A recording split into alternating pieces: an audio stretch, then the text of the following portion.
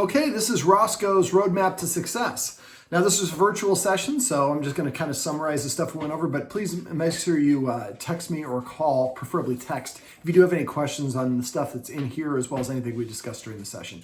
So, Roscoe being a 2-year-old Havanese, he's not a super high energy dog, but he probably needs a little bit more exercise, and he needs exercise on a regular basis. So because we live in the Midwest, the Guardian said that when it's nice, they walk him, but when it's not nice, there's some alternative ways that you can exercise your dog, and I'm going to go over a couple of them here. So one of them is to teach the dog to play fetch. Now, right now, Roscoe doesn't play fetch outside, he plays inside. That's fine. We want to shape the behavior inside and assign the marker or the command word for the game of fetch. So what you want to do is when he's in the mood and he brings you something he wants to play fetch, get some treats. Make sure they're not super high value. You don't want them so high that he doesn't want to do the exercise. He wants to bring you the treat to get the ball to get the treat. So what you want to do is as you throw it, you say fetch. When the dog picks it up, you say fetch, and then you hold out a treat. And if he comes and brings it to you and drops it at your feet, you pop it in his mouth and say the word fetch. Remember, only say the word fetch, not good dog. The more words we say, the harder it is for them to understand. So then you pick the item up. I usually tell the dog to sit. When it sits, I throw it, say fetch as I throw it, when he picks it up, and then when you give him the treat. So you want to kind of, and if he goes off and he does his own thing and he's throwing it up in the air, that's fine. But you want to find a day where he's really into it and keep on doing it. Now make sure he has an empty stomach. Dogs shouldn't exercise with food in their stomach. They should have at least 90 minutes after eating before they do that. Before they get exercise, give the food a chance to go out of the stomach. So basically, one of those days when he's really into it, play fetch and count each fetch and count until he says, I'm not doing it anymore. We want to kind of identify the maximum number of fetches. And then once we know what that is, then we want to exercise about 50 to 75% of that maximum number multiple times a day. Okay, so ideally exercises best every 1 to 4 hours. About 2 to 4 hours, excuse me. Especially in his case, he's probably more of a 4 to 5 hour. But if he comes up to me, he's being a nuisance, or he's really barky, or you're gonna have guests come over and you're gonna do something with him, you need him to be calm, take him for a walk. Remember, walk can be a great thing to set your dog up for success. So don't be afraid to take him not for a walk, but before you have guests come over, play a little fetch. Before you're gonna get him around other dogs, if you're gonna practice that. Depleting that energy. Don't overdo it, but getting the right amount of exercise is a great way to set the dog up for success. Let me see. I'm going to share a video here in the write-up somewhere above that's going to have some tips to help him enjoy walking. Sometimes I've had dogs that don't enjoy walking, so there's things that we can do creating a positive association with the walk so the dog wants to walk. Most dogs enjoy walking. We would like the dog to walk because that's a great way to burn energy if he's enjoying it. Now remember, when he's walking, the more that he sniffs, the better, because dogs burn more energy by sniffing on a walk than they do from walking. So make sure you let him sniff as long as it's safe to do so.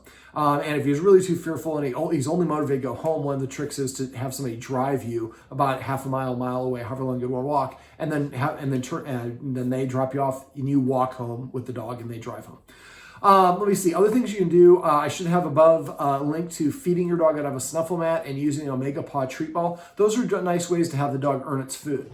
Now, Roscoe is a free feeder, and I think that's part of the reason why he doesn't listen to you. So I'd like you to switch over to a structured feeding scenario.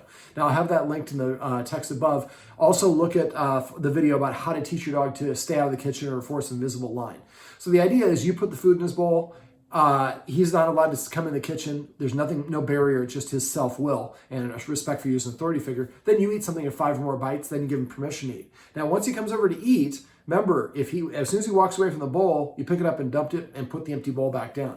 And don't call him too many times. Call him 4 or 5 times. If he won't come over, after a reasonable period of time, like a minute or two, if he won't come over, or as soon as he walks away, pick it up and dump it as well.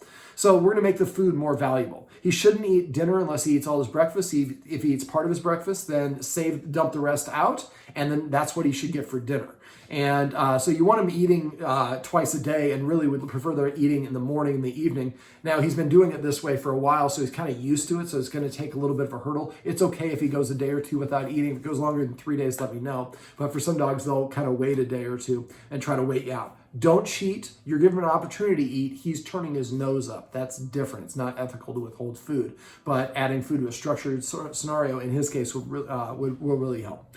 Let me see, what else do I have here for my other forms of exercise? Remember, you can do scent games. So just Google scent game, just hiding treats around the place. Every time he licks it up, you say a command word like hunt, search, find. After a while, he'll start, that becomes a fun game for him. And remember, using the nose is very draining of energy. So it's a great way to burn some excess energy. Also helps as a problem solving his confidence. Let me see. For daycare, since he can do okay for a little period of time and then starts kind of bullying other dogs. You mentioned the dog that came over and he was in his face. You have to disagree. Remember, and you can't do it at daycare. We'll talk about that in a sec. Remember, anything the dog is doing in your presence, if you don't specifically disagree with them, you're saying that is my seal of approval. So not saying no is similar to saying yes. The only time you don't respond is when he's demand barking at you because he's just trying to get a response, and any response is going to validate. So at daycare, what I'd like you to do is talk to the manager there. I worked with one of the managers. She was super duper nice. If you have problems, let me know. But I mean, Bark Avenue is an awesome place. I'm sure they'll do a great job. And so basically what you want to do is arrange for them to, don't wait for him to get cranky and go after a dog. Give him a limited amount of time. Ask him how long it normally goes before he starts going after the other dogs. If it's like after 30 minutes, then give him 20 minutes. Pull him out of there. We want him practicing playing without going too far. And he might just get overly tired. So let him play for 20 minutes, bring him out of there, let him hang out with the humans. And then after an hour or so, or whatever the reasonable period of time is, ideally for him to kind of settle down if he does. And then take him back in there and give him another, 15 to 20 minutes. We want to get him out of there before he has a chance to react. So he's practicing playing with the other dogs without getting too worked up. And the more that he has play experiences without getting into it, the more likely he's going to be able to continue to start extending that. The last thing he's going to remember is the last thing that happened, or the freshest memory is going to be the last thing that happened. So we want to get him out of there and make the freshest memory. Man, I was having a great time and they pulled me away and I had to wait with the humans for a while. That creates a longing to want to go back there. And then he's not thinking, last time I was in there, that dog, kept on getting too close to, the human or whatever it was that set off the fight. So ask them to give him some breaks, and he might have to make multiple breaks throughout the day, but it'd be nice if we could start having more socialization time and spending more time in there without going after the other dogs for obvious reason. That's going to have a benefit outside of the dog daycare as well. Let me see. Next thing we talked about were rules, the importance of rules. Remember, breaking a rule is a horrible way to reward a dog. If you want to reward him, give him a belly rub, give him a bully stick, go play fetch. There's a lot of things you can do to reward him. Breaking a rule is going to confuse and it's going to make him want to continue doing that. So I would avoid breaking the rules for him. Enforcing the rules gives you an opportunity to kind of look like a leader the way that dogs perceive it. Burning energy, remember, is a form of currency. So every time that you prevent him from coming in the kitchen when you're preparing food, or being around the table, or having to sit at the door. Remember, for the door, you go to the door, say sit once. If he doesn't sit within 3 seconds, sit down nearby, wait 1 minute, set a timer. After 1 minute, go back to the door, command him again. Sit. If he doesn't sit this time, you walk away for 2 minutes. Make sure you go and walk away and sit down. Next time, 4 minutes, 8 minutes, keep double the length of time till eventually when you go over there and you say sit, he sits. Put a chair in your garage so when you go in your garage for that door to your backyard, you can repeat the process. So the idea for this is he has to sit to get something from you. Remember, sitting is a more subordinate position. It kind of helps reinforce that you're more in the leadership position. My glasses are crooked. It's bothering me. Let's see, what else do we have? Other rules, not being allowed in the furniture. Order those X mats from Chewy. They're about $11-12 a piece. You'll probably need one for each cushion. And remember, if the rules should be in place for a minimum of 90 days. After 90 days, if you decide to want to relax it, it should be not a reward just because the dog has good behavior. But demand barking, no furniture until he stops demand barking. And he should not ever be allowed to be up here behind you on top of the couch, just on the same level of you, but only with an invitation if he does get couch privileges again. That way it's your couch, you're the one green lighting him to come up, so he's on like temporary status each time he gets up there. Remember, the higher he is, the more rank or social status he has. Also, make sure you put that white paper at the bottom of the window, and if you do take away the furniture for a while, and then you give him the furniture maybe 6 months or a year or whatever it is, and he starts barking the window, remember to use that little white thing of paper just high enough so that he can't see out the window. Every time he barks at somebody that's passing by, he thinks his bark is what made him go by. So you don't want to give him that validation. So if you take away the visual, he won't necessarily know that's the case. If he continues to bark at things outside, let me know. There's something I can share an exercise with you that's pretty easy to fix that. Let me see. Whenever possible, if you're going through the door, whenever you're going through the door, make sure you go through the door first. He should follow after you. Let me see. Those are some examples, but there are probably other rules. He should, have to wait. And again, you eat first. And so not being around the kitchen, dining around you when you're eating, maybe if you're having a snack there, he's not allowed to be on the carpet in front of the couch, that sort of thing. Look for other opportunities. There's probably other things that fall into your day-to-day life where you can incorporate a rule that would probably be helpful for him as well. The more that he has to self-restrain and sees you enforcing the rules, the more that he identifies as a follower, and less demand barking he'll do, less barking at people outside. A lot of the things that you're looking for will be a benefit for that. We also talked about petting with a purpose and passive training. Now, these are the two of the easiest things I cover that are probably the most impactful for the people that use them. The reason they work so well is because of the cumulative properties, because you're going to do them all the time. The idea is to get a habit of exclusively petting your dog using these two methods. So the first one is petting with a purpose, and that's what it is. It's petting your dog for a reason. So every time that he looks at you, or excuse me, he comes up and nudges you, barks at you, paws at you for attention, he's giving you an order. Remember, leaders tell, followers ask. So he tells you what to do? I give him a counter order, and that's the only response he gets from me. I tell him to sit or to lie down. If he's already sitting here, tell him to sit over here. He has to do something to change his state. Don't ask for a shake. So if he complies in 3 seconds of the first and only time you say it, then you reach under his chin and pet him and say the word sit, and pet him as much or as little as you want. If he does not sit, lean back in your couch, watch a little TV, read the paper, whatever you want to do. Show the dog I have other things that I can be doing. And that helps make your pets more valuable, but also helps them understand that I can't tell them what to do, I have to ask. And better than ask, I have to pay for the privilege of their attention. And so what will happen is you'll start longing for the pets that you used to get on demand, and he'll start coming and sitting in front of you because that's the thing you keep on asking for. So if he sits, make sure you reach over, pet him under the chin, avoid petting on top of the head so we have that nose up. And then just say the word sit, and only the word sit. Don't say good sit or, oh, what a good boy, you sat for me. Just the word sit. And then you pet him as much or as little as you want. Now, if you pet him a little bit and he comes back and sits again, and you do it and again, well, he's probably telling you I need some exercise. So that'd be a good time to play fetch or do something along those lines. All right. So once we get to the point where he starts prepaying for attention, that's awesome. So make sure you do recognize that and point that out to each other if you miss him prepaying for the attention. Otherwise, he'll go back to nudging you or barking. Now, remember to use the watchword of paycheck. Paycheck means I suspect you forgot to pet with the purpose. So even if I'm petting Callie here, come here, Callie. Come up on the camera. So if I'm petting Callie and somebody comes in the room and says, paycheck, I would stop petting her, even if I did it right. Thank you, Callie. And then I would tell Callie to sit. If she sits, I pet her under the chin, say the word sit, and pet her as much as little as I want, and tell my partner, or whoever the person is, actually, I asked her to sit before you came in the room. When you opened the door, she stood up, and I continued petting her. But thank you, because I do forget to pet without a purpose. Remember, we do it mindlessly. And so each time we do that and the dog tells us, that reinforces the dog's the leader. We want the dog to start asking for that attention as opposed to telling us. So eventually, like I said, the dog will start prepaying for attention. Now, if you want to pet the dog, you should still tell the dog to sit. If it doesn't get your attention. So it has to earn it. If you get in a habit of doing this, every time you pet your dog, it increases the dog's respect for you as an authority figure. It helps the dog practice sitting. It boosts the dog's confidence. It's really beneficial for the dog, and it helps reinforce a healthy leader-follower dynamic as well. So every time you do it for the rest of your life, it's a micro-dog training session. If you get in the habit of doing it now, you won't even think about it. But every time you do it, it reinforces what you're looking for.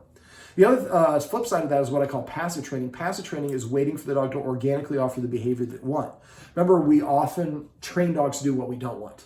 It barks, we say be quiet. It jumps up on someone, we say stop it. We chews the carpet, we chew it out. Well, if good attention and bad attention is the same for dogs, so I'm going to do whatever gets the attention the fastest, and now these are all the things that you don't want. So what we want you to do is start petting your dog when it offers, or what we call pro-offers, the things that you want. Yawn. So if I want to teach Callie to yawn, that's how I do it. And I actually taught one of my dogs to stretch this way. Every time he'd stretch, I put him under his chin and say stretch. I could say stretch, and then he would put his butt in the air, waggle his tail, and get it open on command. You do it 12 times in a row. So passive training is just waiting for your dog to do it, and within 3 seconds of them stopping, petting them and saying the command word, we call that a marker. So if Callie comes to me, I pet her and say come. If she sits, I pet her and say sit. If she lays down, I pet her and say crash. That's her word. When they eat, I say chow, lasagna, and feast. Those are my 3 dogs' words. Each dog has its own unique word to eat. That's how I assigned it, passive training. So the more you get in the habit of celebrating the things that the dog does that you like, the more often your dog will do those things to get your behavior. Coming up and sitting in front of you is a lot more polite than coming up and pawing at you, barking at you, or getting muddy paws in your lap. So petting with a purpose is, like, since we are celebrating, that's the watchword that I use. So if somebody comes, Callie walked up to me and I was like on the phone or talking to somebody like this, and Callie walked up and I missed it, somebody might say, celebrate. I would look at the dog and start petting immediately because you're on the clock. So somebody says celebrate, just start petting your dog. And then look and see what your dog is doing. Oh, she's sitting, pet her and say the word sit. Or if she's laying down, crash. If she's standing there, she probably just came to us. The more you pet your dog for the things you like, the more your dog, like I said, will do those things. And that's called manding, or learning to mand in the dog world. It's a very easy thing to accomplish if you get in the habit of doing it. So remember, even if you want to pet your dog, you're still going to tell Roscoe to sit. And if he does, he gets the attention. If he doesn't get anything from you, and that will make your attention more valuable to him. So please get in the habit of doing those. It'll take you about 2 months to get in the habit of it. If you do, you won't even think about it the rest of your life, and you just do it automatically, and it becomes awesome because your dog will just start doing the things you want. We also talked about the escalating consequences. I'm not going to go over those with you on this video because those are things that only I want the guardians to do. And sometimes people hear that, and that's my one way of correcting dogs or disagreeing. And I want the dogs, like I talked about in the session, I want you to emphasize teaching them things you want as opposed to the things you don't want. That's why we don't want to use squirt bottles or pushing the dog's butt down or any sort of force or ignoring the dog when it's on a walk and saying, I'm uncomfortable doing this. If we just keep on pushing forward, that kind of breaks the trust, and that'll cause the dog not to listen to us or not to trust us or seek us out in the future when it has problems. And that's the opposite of what we're looking for. Remember, the dog title is dog trainer, dog training, not dog punishing. So if you are finding that you have to resort to something like that, that usually means that there's, I would, instead of saying what that means, it's something I don't like. So what I'd like you to do is just text me if you have any sort of problems like that, and we'll come up with a creative, positive, exclusively positive reinforcement solution. If you use positive reinforcement, the dog wants to do what you want. I know it does it all the time. If you use a negative reinforcement, the dog only does it when you're there or when the threat is apparent. So you have to pick up the water bottle or something like that. The dog comes and sits because that's a good way to get attention. So I'm not having to threaten the dog or have any sort of coercive measures. Let me see. Also training. So I'm going to put in, now that I remember, I'm going to put, I will do the write-up after I film this video, but I'm going to put a video on clicker training. And priming and then how to do it. And as I'm writing this down so I'll remember. So I had a client that their dog wouldn't listen to them very well outside, and it fence fought with the neighbors. I think that's the video I'm probably going to post. And so what we did is did a lot of clicker training. We taught the dog to sit, lay down. So remember, click when the butt hits the ground, and then butt hits the ground, click, and then put a treat in his mouth and say the word sit. So if you can start using that to teach, remember, I'd like you to start teaching him some different commands. So each week, I'd like you guys to alternate. And it'd be ideal if you could do it in a week. Right now, during coronavirus time, we have more time. So message me. I'm happy to show you videos on training, but you can go to YouTube. Just make sure it's positive only. If there's any sort of force or punishment, it's not positive reinforcement. So find different tricks. Teach him to do a circle in front of you. Teach him to do a lap around you. Teach him to go in between your legs like a figure eight. Teach him bang, you're dead. Put your paws up. These are things that are not hard to do, and the more skills that your dog has, the more confident it will be. The more confident a dog is, the less reactive. So it really is going to help with a lot of the problems that you have. And it's a fun way to engage, and it also helps the dog kind of identify you more as a leader because you're the mentor now. You're associated with them learning, and that boost of confidence and self-esteem, and that'll help them with a lot of the issues that you're having, as well as it gives you different ways to redirect the dog's attention if you need it. All right, so try to make a goal for that once a week. Set up or make a list of the official command words. Remember, say the word vocabulary if somebody's saying come here and the words come. I say repeat or rerun if the person is saying the command word multiple times. Remember, with having a couple, you can kind of correct each other. It's a big benefit that you have. We don't realize how often we do these little things. So look out for each other when you catch each other doing it. I know as a couple, sometimes it's like, hey, you're nagging me or whatever. It's not nagging. Just be like, make sure if you do it in a very positive way, and the person who gets reminded said, thank you. So we can keep it on a very positive level, but it'll just take you about a month or two to get new habits. Remember, most of these problems that dogs have are caused by the way we interact with them. So now that you kind of understand how dogs think, you can start acting in a way that's going to help the dog respect you more as an authority figure, feel more confident in your leadership. So I don't have to bark at things. I don't have to worry about things. I can rely on the humans to do them for me. All right, now remember, if you have any questions or problems, please text me. If I don't hear from you, I assume that everything's going great. I'd like you to watch this video. You're going to watch it right away, but then come back and watch it at the end of April. Usually watching about a month after the client's first session really helps, especially this video. There'll be a lot of little things that you'll remember, even things I don't talk about in the video, but the video helps you remember things we talked about in the session. So please re-review it in a month. And then we'll get into like mid-May. If still having issues with other dogs, let me know. We might set something up where we do a follow-up session. We might have Roscoe come to one of our puppy classes. We'll kind of wait and see. I want to do these in as few sessions as we need to. So let's give it an opportunity to have a month to really get you guys to work on this stuff. We're going to be at home for about a month. So this is a beautiful time for you to implement all these new changes because you'll get a new habit of it faster. And you can really work on a lot of these issues. And maybe by the time we get into May, Roscoe is a different dog. Well, he'll be a different dog, but he'll be more in lines with what you want. So message me if you have any questions or problems. All right, well, this is Roscoe's Roadmap to Success. Remember, everything you do trains your dog, only sometimes you mean it. We'll see you soon.